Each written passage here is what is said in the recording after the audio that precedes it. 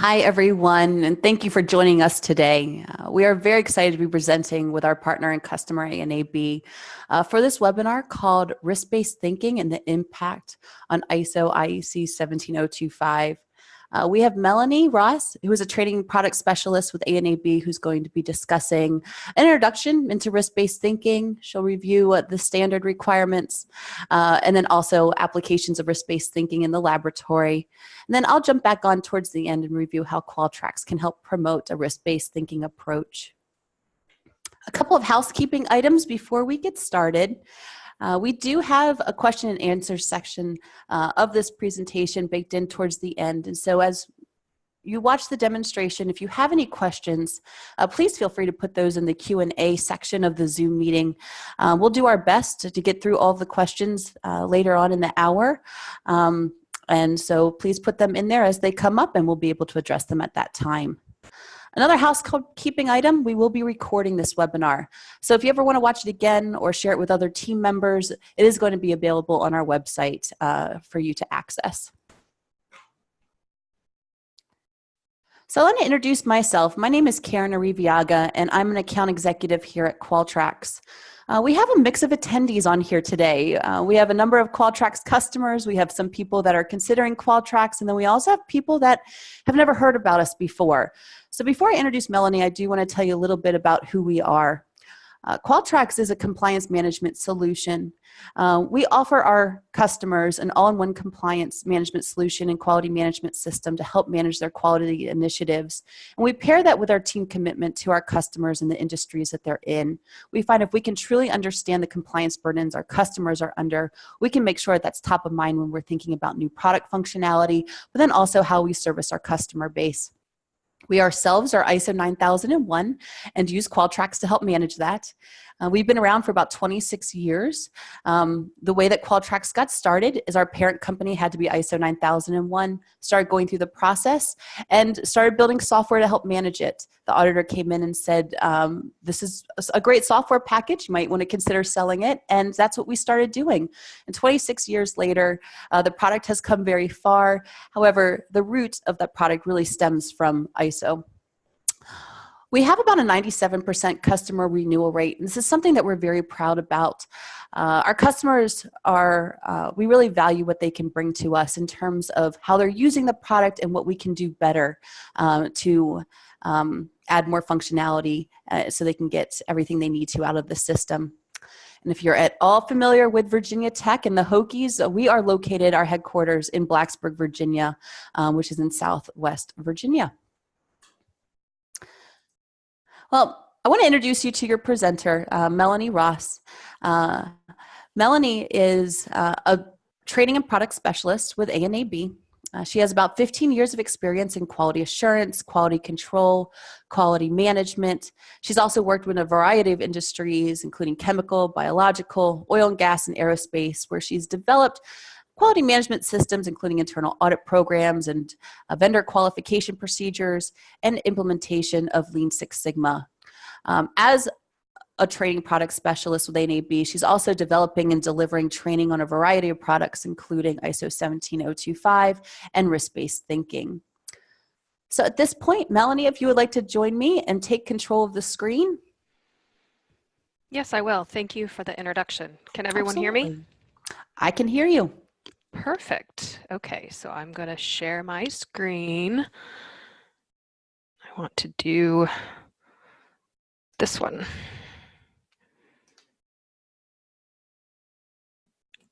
Can you see the presentation? I can once I figure out how to unmute myself. Absolutely, okay. I can see it. Thank you. Very good. All right. Well, good afternoon, everybody. Again, I'm Melanie Ross. I work with ANAB, and today I'm going to go over some topics on risk-based thinking and the impact that risk-based thinking has on laboratory operations. Our goals for this training are to define risk and then identify the standard requirements that are related to risk, as well as those risk-based controls that are already in the standard. We'll talk briefly about application of risk-based thinking in the laboratory, and then also what you can expect during an assessment of your organization to 17025-2017 with relation to risk-based thinking. Whoops, went a little too far, sorry. Before we get into risk-based thinking, I do want to point out that there are risk assessment tools that can be found in the ISO 31000 suite of documents. ISO 31000-2018 provides guidelines on managing risk faced by organizations. The application of these guidelines can be customized to any organization and its context. This standard provides a common approach to managing any type of risk and is not industry or sector specific. It can be used throughout the life of the organization and can be applied to any activity, including decision-making at all levels. The ISO IEC 3110-2009 supports the 31000 document. It's a supporting standard and provides guidance on selection and application of systematic techniques for risk assessment. This standard is not intended for certification, regulatory, or contractual use, but it is a general risk management standard. I do want to point out that neither of these standards are required by the 17025 standard, but they are good resources if your organization is new to risk management or risk assessment techniques. The foreword of the 17025 standard points out that one of the main changes of the standard includes risk-based thinking. Risk-based thinking enables a reduction in the prescriptive requirements of the previous edition of the standard, and they're now replaced by performance-based requirements. This allows for greater flexibility in the requirements for processes, procedures, documented information, and organizational responsibilities.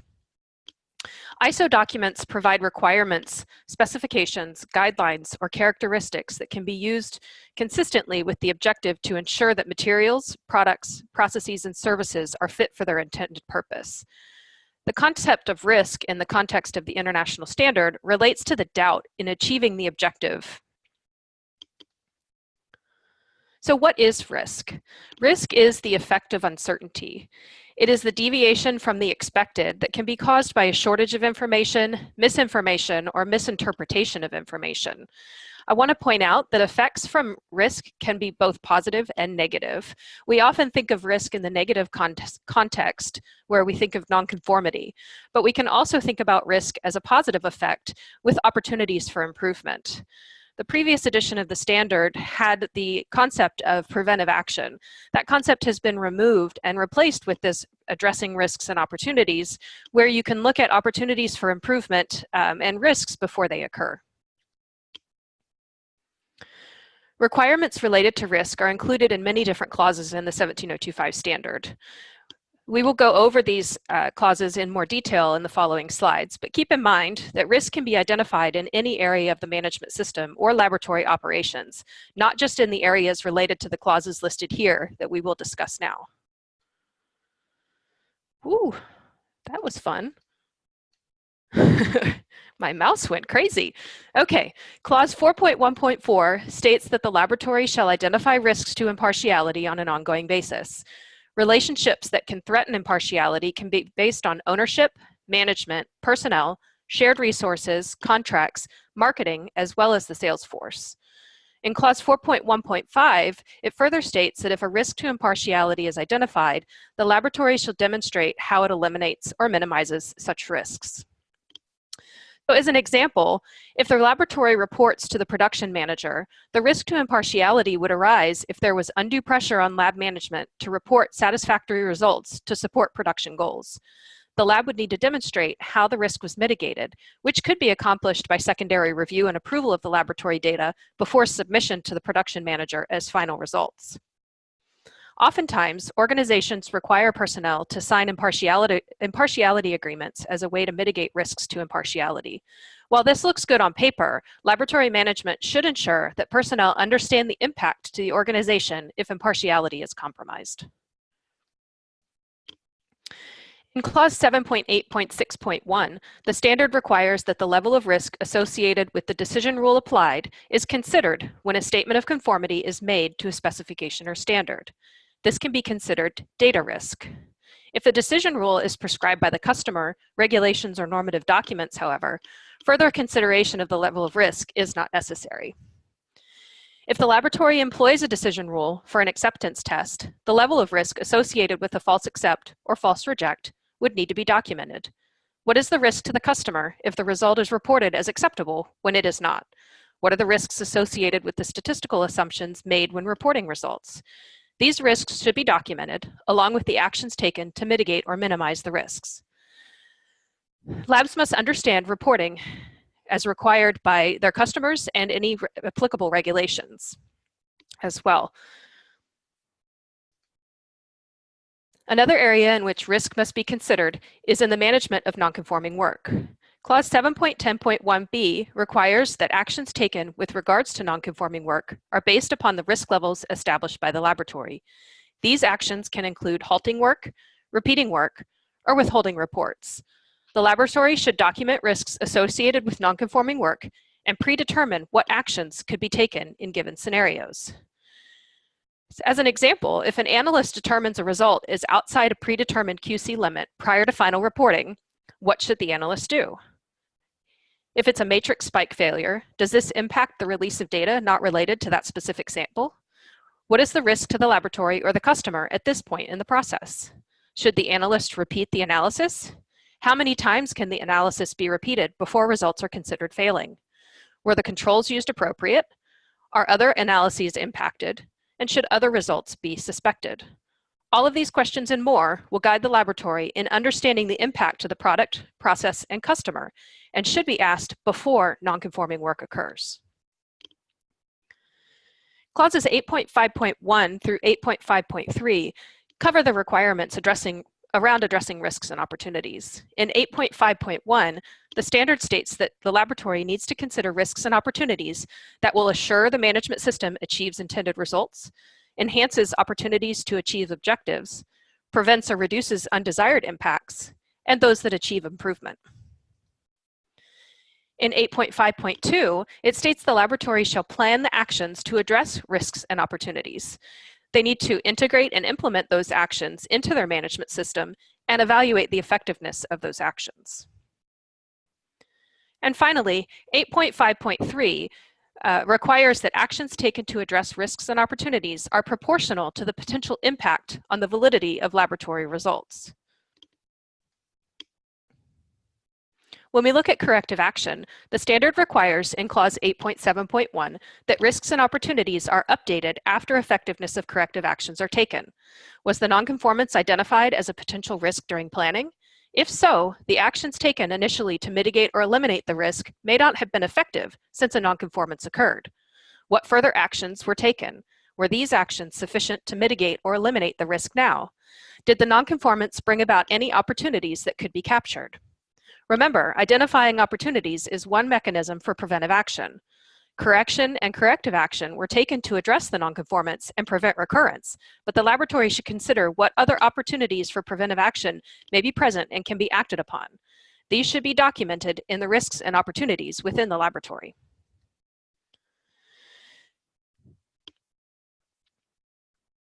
In Clause 8.9, there is a requirement to include the results of risk identification in the laboratory's management review inputs. This inclusion can range from an acknowledgement that risks have been identified to a full synopsis of all the risks identified and the mitigation measures employed. It is up to your laboratory to determine what is the appropriate amount of information to include in management review. It's important to note that the standard does not require formal documented information with respect to identification or mitigation of risks or a formal risk assessment process. However, it does require that you include the results of risk identification in your management review. Now that we've looked at the clauses that address risk within the standard, we'll take a look at some of the risk-based controls that are within the standard itself.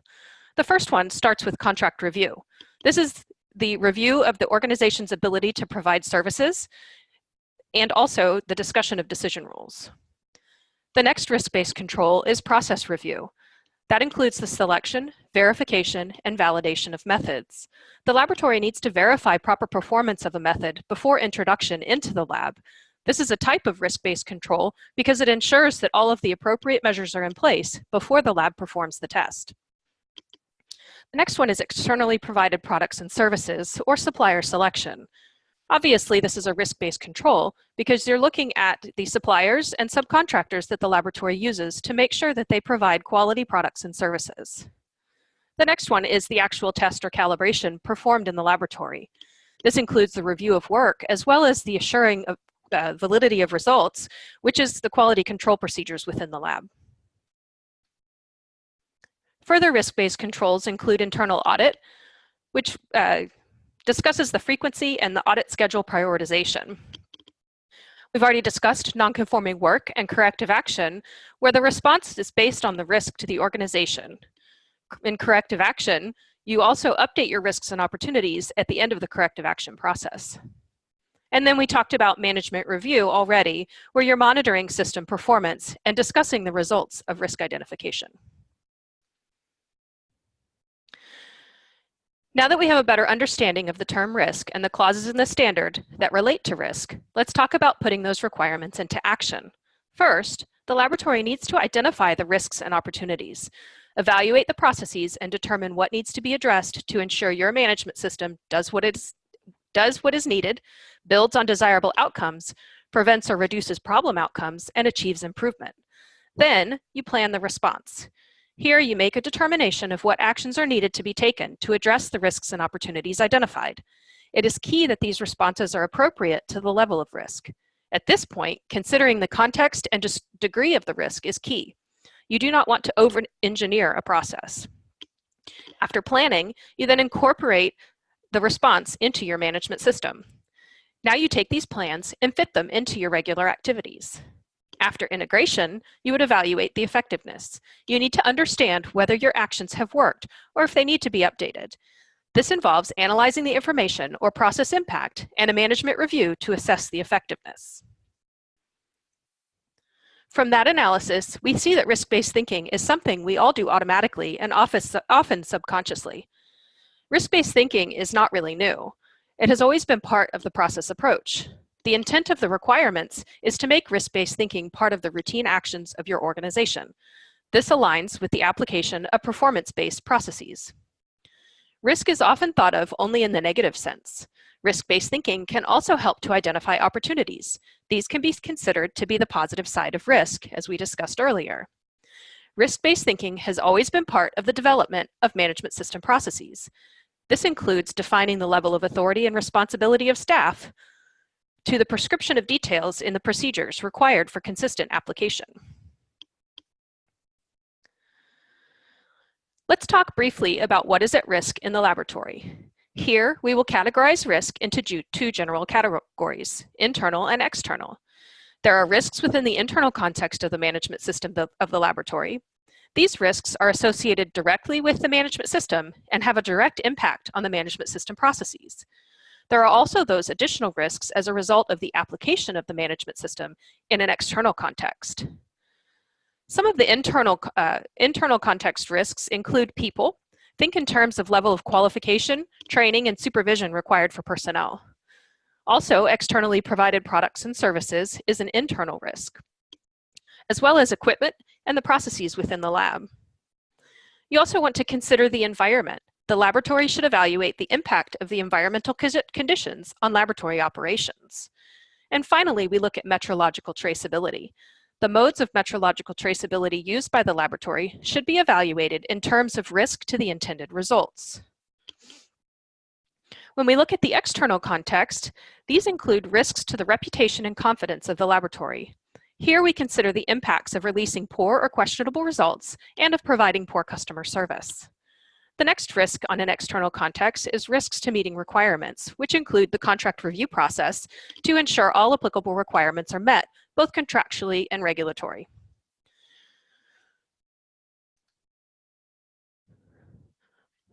When we look at a risk-based approach, there is a simple approach that you can take. Again, you identify your risks and opportunities, and keep in mind that it depends on the context of your organization. Then you would analyze and prioritize your risks and opportunities. What is acceptable and what is not acceptable? Plan your actions to address risks and opportunities. Actions can include accepting the risk, avoiding or eliminating the risk, or mitigating the risk through corrective action.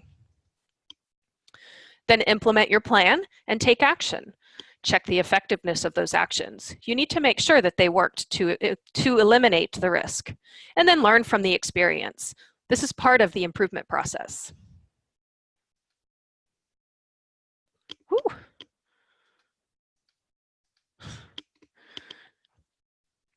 Keep in mind now that the standard is performance-based. Risk-based thinking has a reduction in the prescriptive requirements, and it's performance-based. It provides greater flexibility with less prescription, but it also requires more discussion. So if you don't have a detailed procedure for your employees to review, then you would need to have more discussion with them in the training of those procedures. It is important to note in the requirements above that there is no mandate for documented information for any of the risk-based thinking steps. The standard itself does not state that you need to document anything with respect to risks and opportunities, just that you must perform the processes in the section above, as well as update the risks and opportunities as an outcome of process nonconformities. The standard specifies that the laboratory plans actions to address risks, but there is no requirement for formal methods for risk management or a documented risk management process. Laboratories can decide whether or not to develop a more extensive risk management system. The laboratory could choose to assess the risks and opportunities at a management meeting. So do you need a documented procedure? The answer, according to the standard, is that a documented procedure is not required, but your company may have a different need for documented information regarding management system risks and opportunities. Even though the standard does not require a documented procedure, there are some instances where having a procedure is an important way to ensure consistency. For example, is this a new process? If your organization has been performing business SWOT analysis for years and use this to address the requirements of the standard, then you don't necessarily need to write down your process. However, if this is a new process for your company, then it can be helpful to document what you do in order to not only be consistent, but also to help identify ways to improve the process. Are new people involved in the process? Even if you have been doing a process for a long time, if you're going to include new people in the process, it can help these new participants to understand the process if it is written down. Will it make integration easier? When determining what your plans to address the risks and opportunities are and how to integrate these into your management system activities, it may be useful to have a documented procedure on how these risks were determined in order to explain your reasoning to those who were not involved in the initial identification. However, you still need to implement the changes throughout the organization. Will it help when reviewing for effectiveness? This goes not only for the documented procedure, but also for documenting the risks and opportunities you identify and the plans to address them. It is important to think about how you will assess the effectiveness of your planning and actions taken. Consider if you have not written down the process you followed to arrive at your plans or the plans themselves. How can you ensure successful conclusion was reached? When we look at assessment considerations, during your assessment to 17025, you will need to demonstrate that risks and opportunities were identified, evaluated, mitigated, minimized, or accepted. And you need documentation of these risks and opportunities. There's a variety of different ways to document these risks and opportunities. And again, the standard does not have a specific requirement on how you document them, just that you perform your risk assessment process. So what should the lab do? How do you begin to identify risks and opportunities? Again, start simple. Ask what could go wrong and what could go right. Remember to review all aspects of the management system, including test and calibration procedures. Then analyze these in the context of the management system processes and their impacts on the validity of its work for customers. Note the standard does not require you to carry out a full formal risk assessment or to maintain a risk register. But it is helpful to document your risks and opportunities so that you can evaluate the effectiveness of actions taken to mitigate them.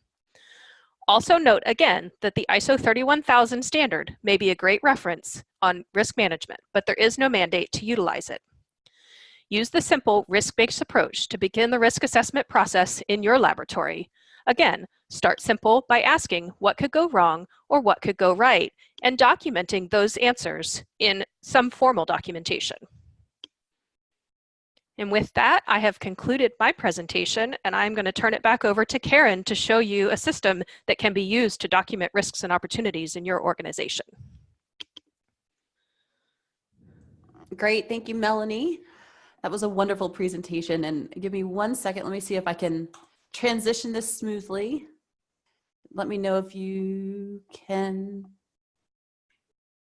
see my screen. Yes, I can see your screen. Wonderful. All right. And it says how Qualtrics plays a role in risk-based thinking? Yes. All right. Well, thank you so much, Melanie, for that presentation. I think it's really great to hear that the concept of risk-based thinking is not necessarily something that's brand new, and that a lot of organizations are already doing some of this risk management naturally. So what I'm going to do is pop over to the Qualtrics side, and I'm going to show you how a QMS like Qualtrics promotes a risk-based thinking approach.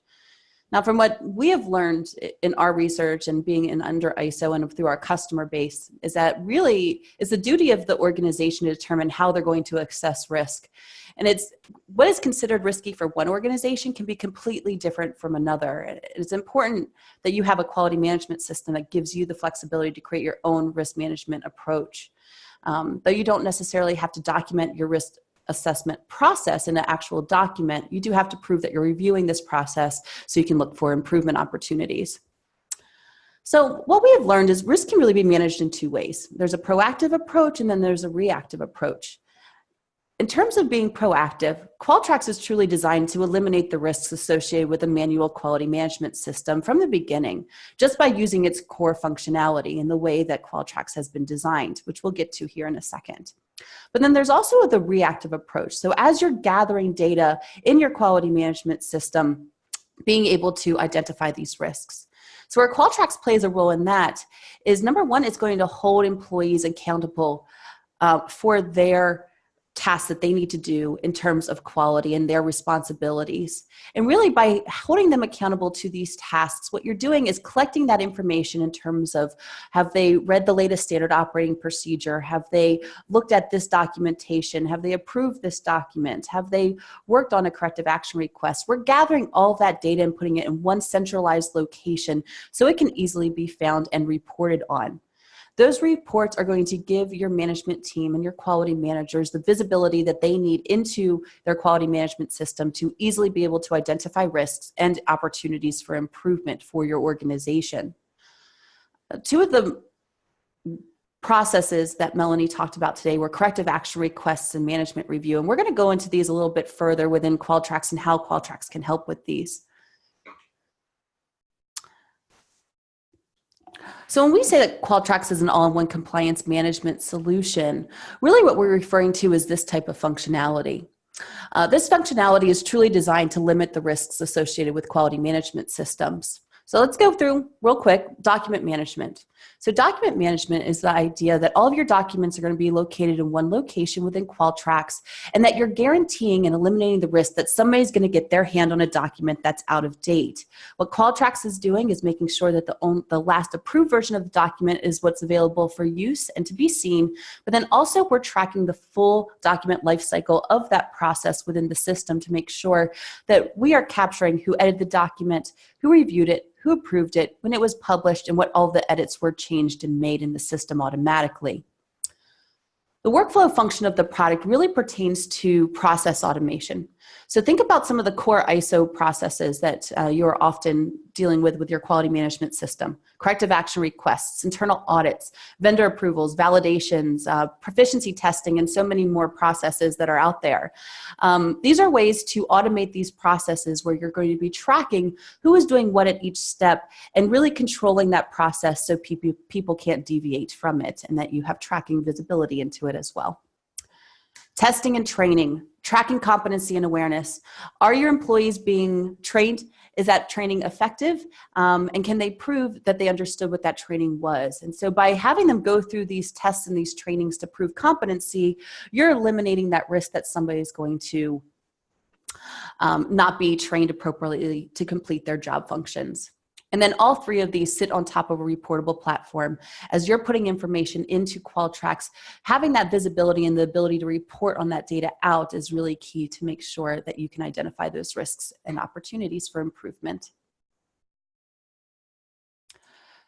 So what I'm going to do right now is actually take you into Qualtrics, and we're going to look through a couple of different features that the system has to offer. When you first log into Qualtrics, and if you have never seen Qualtrics before, this is the inbox to Qualtrics. The inbox is going to show you all of the tasks that a certain individual needs to complete within the system. These tasks are located into a couple of main areas. So you can see where you would have to edit documents or approve documents or review them would be listed here. Your tests and trainings that you would need to take and complete would be listed here. And then your workflows and the steps within those processes would be listed in the middle. Now, every action that you see here in the inbox is also going to be tied to email notifications, and those email notifications are getting sent out based on this legend up here. Anytime something is newly added, approaching its due date, late, or needs to be expedited, these automatic email notifications are going out. This expedited state even enters a level of escalation where managers can be notified if somebody hasn't completed a task that they were supposed to. This is really what's going to keep and hold people accountable for the tasks that they need to complete in terms of quality. Because at the end of the day, as you're trying to review your quality management system, you need this data in order to be able to identify risks and opportunities for improvement. So I mentioned we're going to look really further into this workflow functionality. And the one I'm going to touch on first is actually management review. So going through management review is something that you all have to do in terms of ISO. I'm going to go ahead and click this this workflow, and it's going to take me to the first step of this process. You can see that we have a diagram down here of what this process actually entails. It entails initiating the management review and getting people involved of who's going to be going through the process. It involves those managers and the people doing that review to go through specific steps during the completion of the review. That is going to be submitted to the quality manager and eventually closed. By having a process like this mapped out in Qualtrics, you really can guarantee process control, because when it's mapped out, you know that every time somebody does management review, it's going to be following these exact steps. By following these exact steps, you will then also be able to report on it.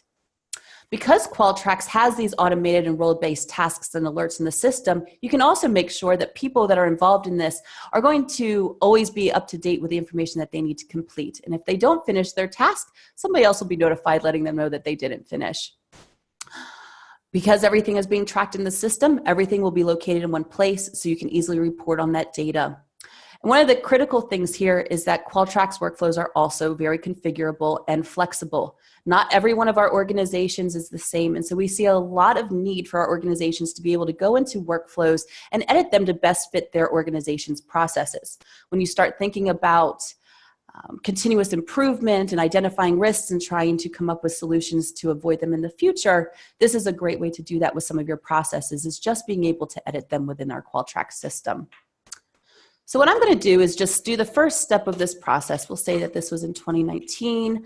These are fields I'm filling out. You can see that I can choose a number of people to be a part of this management review. I can either choose a group of people, individuals, or a couple, up to you of how you're going to initiate this for your organization, and I would hit initiate. That would then take me to the complete the management review step, where I can see the information of how people have entered information in the system, but then also it'll start taking you through that management review process. This is where customizing fields is going to be very helpful for you, because you might have different fields at this step than, say, we do in this demonstration, or that a laboratory has that are different from one of our customers that are ISO 9001. And so being able to have that flexibility is really important here. Somebody would type in the date that this is going to be reviewed for step one, and so let's say it's today. They could add agendas and notes or other documents, so you could choose and add that field here. This is a way to attach internal documents that are in Qualtrics to this management review. So this is actually popping up our document tree where you can pull documents directly in and add it here. We'll go ahead and hide that. And then the next area is showing me the different areas that management review needs to review. So I could be doing internal or external audit results, client feedback, corrective action requests, preventive action, so on and so on and so on. And again, if these fit your organization, great. If you want to change them, you have that flexibility in the system too. The great thing about a lot of these action items is that these are workflows within Qualtrics. So you could be looking at the different data that you're collecting through the workflows that you have in our system. So for example, and let's say that we want to look into corrective action requests further. I want to review the CAR statuses that we have in the system. So if I set up my management review this way and hit save, I can then exit this workflow, come back to it later, and go to my corrective action request one. In this demo system, we've had a couple of corrective action request instances already put into this demo system, and what they're going through is this process. where they're being added as a possible nonconformance. They're being sent to quality, where quality is determining if a corrective action plan is needed or not. And then it will continue to go through this process until sent through effectiveness review and then completed. And again, by having this documented like this, all the information is going to be tracked in our system and you can report on it, which is what we're going to do right now. If I come out of back to my inbox, I'm going to click our reports tab. With Qualtrics reporting, you have the ability to run system reports, or you have the ability to create your own. So we have one here specifically for corrective action requests. So a part of my management review is to really look at our corrective action results and what's coming in terms of cars. I'll go ahead and run this report, but as I'm doing that, you can get an idea of how drilled down you can get on this information. If you want to search by current step or who initiated it, was there a car needed or not, you can really drill down to the information you would like to see. As I run the report, you can see I have a couple of instances down here in terms of corrective action requests that are in this system. I can see that my fields that I'm searching on include source, current step, claim of deficiency, the standard it's associated with, the start date, the end date. If I'm looking at this and I'm like, man, I really need more data to be able to do my trend analysis or look for different things in these corrective action requests, I could simply come up here to my report designer and add more fields to this if I felt like that was something that was needed. And at any point, you can also export these reports through Excel or CSV files. When you're looking at these reports, you might notice like source is usually a good place to look for trends. Also the standard, if you have some things that are the same standard and you really want to make sure that that's something that doesn't continue to happen. Let's say that you're looking at these and you want to dive into a record even further. You can come over here and click the ID of that record and it'll take you immediately into that corrective action instance where you can see all the information that has been submitted so far. The claim of deficiency, the cause analysis, in this case we're taking somebody through the 5Y process, corrective action plan, the implementation date, and so on and so on and so on. All of the information that is being collected right here can be easily found just by clicking that button. And if I click history, that's going to show me that full audit trail of who's doing what at what step, and so the system is capturing that as well. Now, Melanie pointed out some key main areas of the standard. 8.7.1e was one where as you're collecting your corrective actions, you need to make sure that they are being updated within the system, and so you're tracking those risks. Well, that's where as you're identifying these trends, we can actually put them back into that management review step.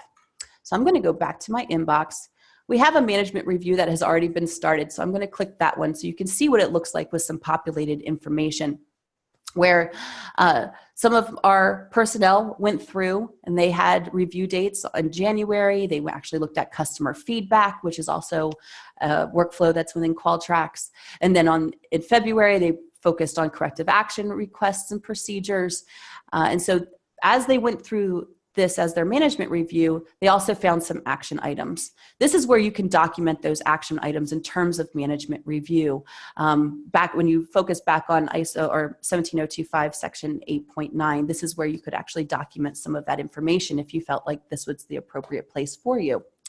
Where you would type in the date that it was reviewed, this is an action number identifier, give a description of what the action should be, who's going to be the responsible party for following up on this, when that was completed, and are there any notes here. And so this information is always going to be here so you can access it and you can report it. Once this information has been collected, it'll be submitted to quality, where your quality manager will review it to make sure there's no holes. If there are things that he or she needs more clarification on, he can always send it back to the appropriate party to get that clarification. And I don't want to spend too much time within the Qualtrics system and showing you all of the details here. We just wanted to kind of give you an idea of how some of this can be done in the system. So we're really just starting to scratch the surface in terms of what Qualtrics can do in order to help with risk. In terms of workflows, when you purchase Qualtrics, you're going to get a number of workflows to help you out. Those are our best-in-class workflows. It includes corrective action requests, internal audits, proficiency testing, validation, and vendor approvals. Some of our workflows, including like internal audits, even have the ability to launch workflows from within them, like corrective action requests if they find that a CAR is necessary.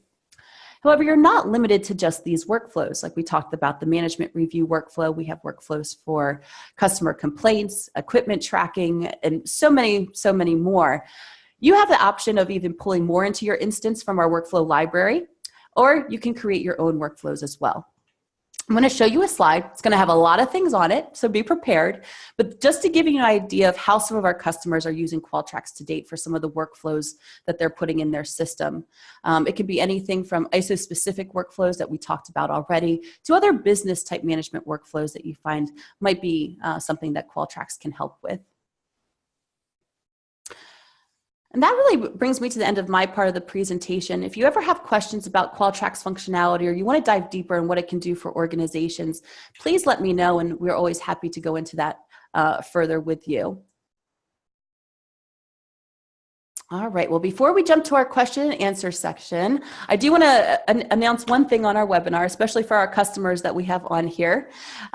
We do a user conference every 18 months, which is a great way for our customers to come together, get more hands-on training of the product, network with each other, hear from accrediting bodies like ANAB, and really it's a fun time. Our next one is coming up at the end of April. If you haven't registered yet and you're planning to, make sure you get those in because we are almost at capacity. So let us know if this is something you're coming to. All right, well, that ends my part of the presentation. At this time, Melanie, I would love to have you come back and we can start answering some questions. I'm here. Well, wonderful. All right, give me 1 second to pull some stuff up. And again, as people have questions, please feel free to put those in the Q&A section. We'll be able to go through this and we'll spend as much time as we need to get those questions answered. All right, and as the other questions come in, Melanie, I have a question for you. If we were interested in having ANAB help us assess our organization's risk, is that something that you guys will do? No, we don't actually perform risk assessments for organizations. Okay. Is there, if that was something that an organization needed, are there resources that there are resources. So ANAB has a list of consultants that are available for a variety of different topics. So they can contact the ANAB sales force and they can give them a list of consultants that would be able to help them with that. Great, wonderful. All right, and I see that we've got a lot of questions about the webinar and the recordings and such. The webinar was recorded, so luckily you'll be able to watch it again if you would like to. And there was a question about the PowerPoint presentation, and yes, we'll make that available as well if that's something that you would like to have. So yes, you'll be able to go to our website and be able to get those recordings. And I believe there's a way that we send out the recordings also once the webinar is done. So you might even get an email from Zoom that has that information on it. All right. All right, and this is a question for Melanie. What are the documents that you expect to see during the assessment? That's a really great question. I've seen a variety of different documents. So while I'm a training product specialist for ANAB, I also perform assessments for the 17025 standard, and I have done a few of the transition assessments. I have seen anything from a simple blurb in management review that said these are the risks and we are addressing them in this manner, all the way through to project management professional type risk registers in Excel, where they're actually categorizing the risks based on impact and potential for it to occur. So they grade their risks and they provide a score for it, and then they say anything over a score of 5 we're going to address, everything else we don't. So really it just depends. I mean, also on the complete flip side of that, one of the assessments that I did for a smaller organization was I sat with the owner. And we talked for about an hour and a half about the risks that they'd identified and what they were doing to address them, and it was all in his head. So there was no documentation at all for that. So that's really where it becomes a challenge in the assessment for the assessor and as well in your internal audits if your organization is not going to document anything. You know, we're all so familiar with 9001 and the old 17025 where if you don't document it, it didn't happen. So having some sort of documentation, like using Qualtrics to do that, is a lot better, and it would be easier in your assessment in order to demonstrate that you have addressed the risks and opportunities in your organization. Great, great. No, thank you so very much. Now we've got some questions rolling in. And this was one from, can you send me workflows? So this is actually from a current customer of ours. Can you send me the workflows that are shown in the webinar?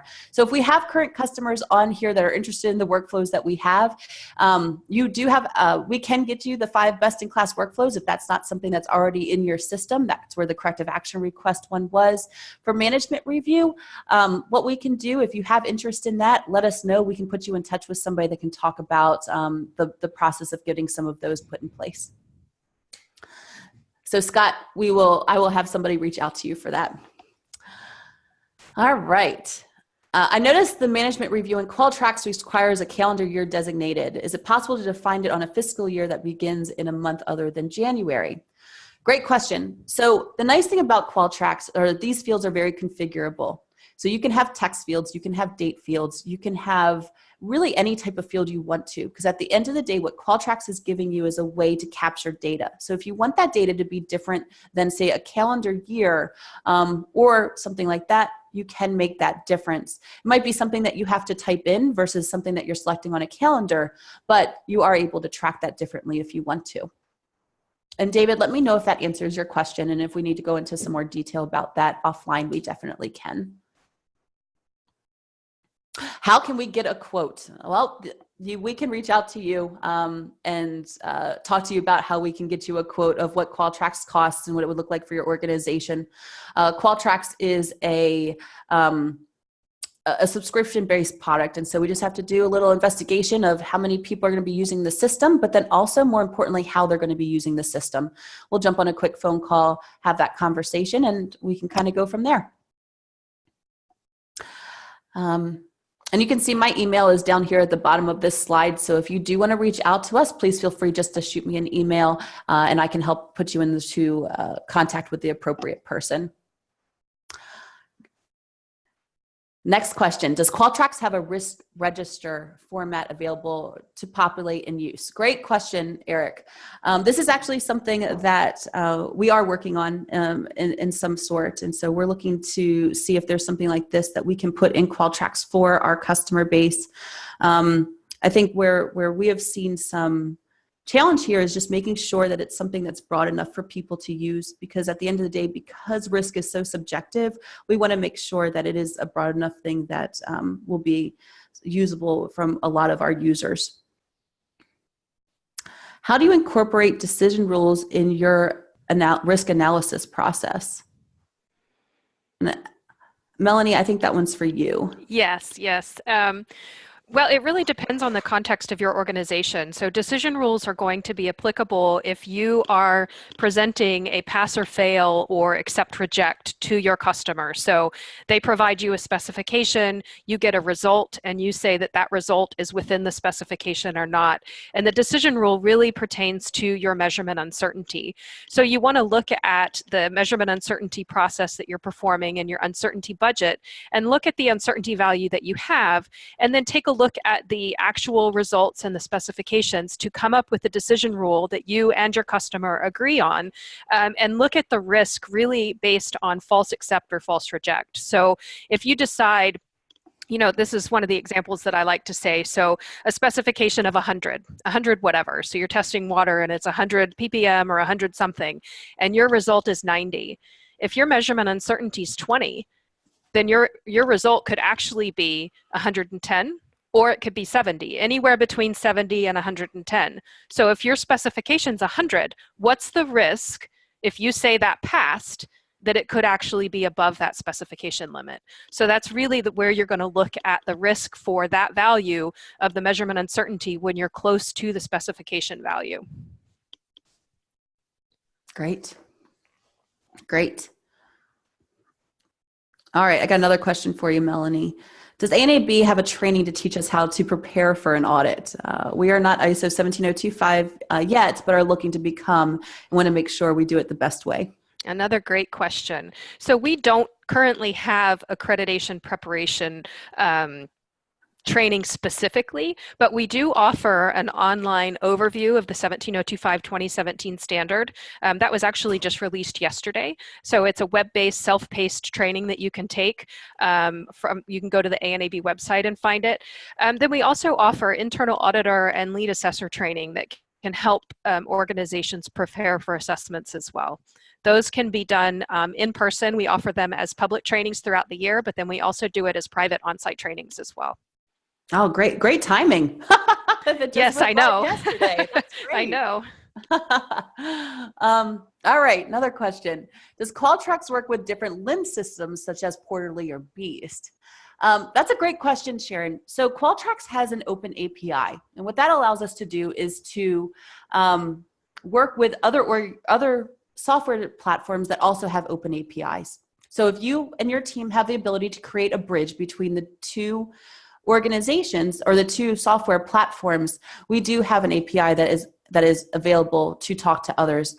And it really just kind of comes down to if your LIMS system that you're using has that open API as well. So if that's something you want to dive into further with us, please let us know. We can have our team reach out to you to just discuss kind of next steps there. All right. Good questions, guys. And I saw one that it said, are the questions and answers going to be recorded as well? And the answer is definitely yes. And so the full thing will be recorded for people to review. All right, one more. Our laboratory does not provide statements of conformance. The only opportunity we would have to come close to something like this is in our firearms unit with barrel overall length. Is it acceptable to simply state for that requirement that we do not issue statements of conformance, or do we need to address this? Melanie? So if statements of conformance don't apply to what you are doing as a laboratory, then you do not need to address the requirement for decision rules. Great. And Sarah, let me, if that helps you there, wonderful. And I'm seeing that we're slowing down on questions. Let me check a couple of other places because I see some people put them in chats as well. Let me make sure I've got everything. Melanie, what's the biggest and most common mistake organizations make when identifying risks? One of the biggest, I wouldn't say mistake, but one of the biggest omissions is to not assess risk to impartiality. So that's one of the specific requirements of the standard, is to look at risks to impartiality on an ongoing basis, is what the standard says. And ongoing basis can mean different things for different organizations. Really, the standard is so new right now that when we are assessing organizations, we're looking at just what have they looked at from the risk assessment perspective. And if we notice any risks in the organization that aren't addressed within their risk assessment in their documentation, then we'll bring that up as well, either as an opportunity for improvement, or if it's something that's significant, it could be a nonconformance. But really, it's involving all levels of the organization in your risk assessment process, and just using it as a tool to improve your management system, improve your business, have some foresight into what could go wrong so that you try to prevent those issues from occurring within your organization. Great. Oh, we just had one pop in. Do we have to assess risk such as a major catastrophe, flood, tornado, etc.? Again, that's dependent on the context of your organization. That's more of a business continuity plan, disaster recovery plan. So if that's something that's important to your organization and where you are in the country, I mean, tornadoes and earthquakes and all those things happen everywhere now. But really, it's up to your organization. If that's something that you think could significantly impact your operations, then that's something that you would want to include in your risk assessment. We don't, as assessors, we don't dictate what goes into your risk assessment. It's really based on the context of your organization. Great. And we had an answer come in on or maybe a question that came in on our chat that says, thank you for sharing. And I'm assuming this means with how they're showing how they're managing or documenting their risks. It says, I made a procedure and an Excel sheet. Is that okay? Yes. Okay. I mean, if that's what your organization wants to use, is having a procedure. Just one thing to note with a procedure is make sure that you don't paint yourself into a corner. If you're going to say in your procedure that you've identified every single risk and you do it 3 times a year, and then you don't do it 3 times a year, then that's going to be something that would come up in your assessment. Oh, great point. All right, last one. unless more come in. We still have some time. We've got 6 minutes left if you want to add more here. I know you said there is not a prescribed way that the standard says to document risk. Do you have any feedback on some of the most effective methods that you've seen used to categorize or rate risk? My favorite, and this is personal opinion, not not dictating one way or the other, but my absolute favorite way to do risks is doing the risk register approach through what the project management professional courses teach you to do. So you can get a group of individuals together from different areas of your organization, give them all sticky notepads, and have them write down anything they think could go wrong or any opportunities for improvement. And you want to maybe keep the scope small. So look at a specific test method or a specific project that you're working on. And then you rate those risks on the sticky notes, and you actually put them up on the wall and put them in order of impact to the customer, the product, or the process, and the likelihood that it's going to happen. So you can give them a score from 1 to 5. Sometimes it's kind of subjective. And then you multiply those two numbers together and you decide what your threshold is. So like I said, if you say anything that's a 9 or greater, that would mean it's a 3 and a 3, on the scale that you've provided. Then those are things that you're going to address in your program, in your risk assessment program. And oftentimes what we see is laboratories use their corrective action process to address risks because it already has root cause correction, corrective action, and evaluation of effectiveness. So it's very easy for them to just stick those into that, and then they know that all those aspects of the standard that are required are covered. Great. And that's how Qualtrics would come in. All right. Well, thank you so very much for really doing this today. Thank you everybody for attending. We had an amazing audience and the questions that you brought in were just fantastic. Again, if you have any questions for Melanie or Qualtrics, please feel free to reach out to us.